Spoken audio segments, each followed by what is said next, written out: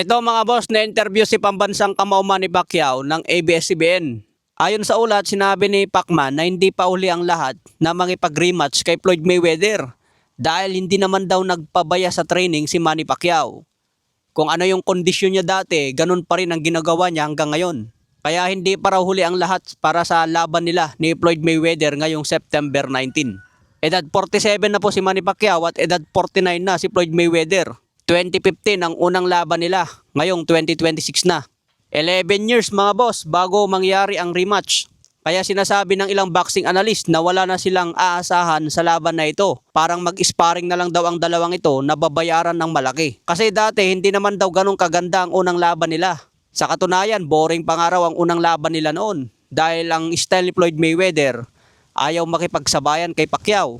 Nag-focus si Mayweather sa kanyang depensa.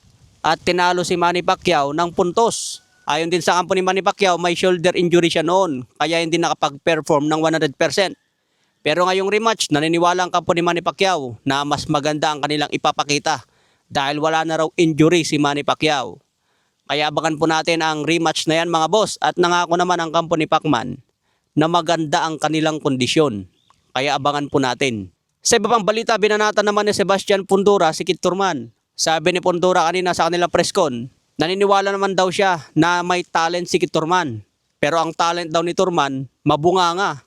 Magaling daw mag-sell stock si Thurman at yun ang nakikitang talent ni Fundora. Tiwala din si Fundora mga boss na kaya niyang i-knock out si Kit Thurman. Papatunayan daw niya na siya ang tunay na champion sa super welterweight. Dehado si Thurman dito mga boss at alam nyo na, malaki ang panalo dyan. Sa iba pang balita, Silver Boys, binanatan naman ang naghahamon na si De Barbo. Itong si De Barbo ang naghamon kay Eman Bacosa, Jimuel Pacquiao at kay Michael Pacquiao.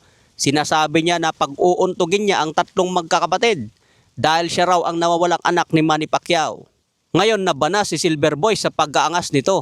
Kaya sabi niya, sino ba tong kopal na to? Nakikita ko laro mo bata.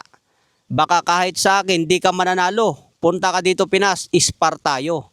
Ayan mga boss, patay ka ngayon kay Silver Boys. Dahil gusto mo mapansin, ayan, pinansin ka muna ni Silver Boys. Pro boxer kasi itong si De Barbo mga boss. Sa tingin ko, hindi maipag-spar ito kay Silver Boys. Pwede kung marami siyang bakanteng oras. Pwede siyang dumalaw sa Pilipinas at isparingin si Silver Boys. Sabay hamon sa magkakapatid na Pacquiao.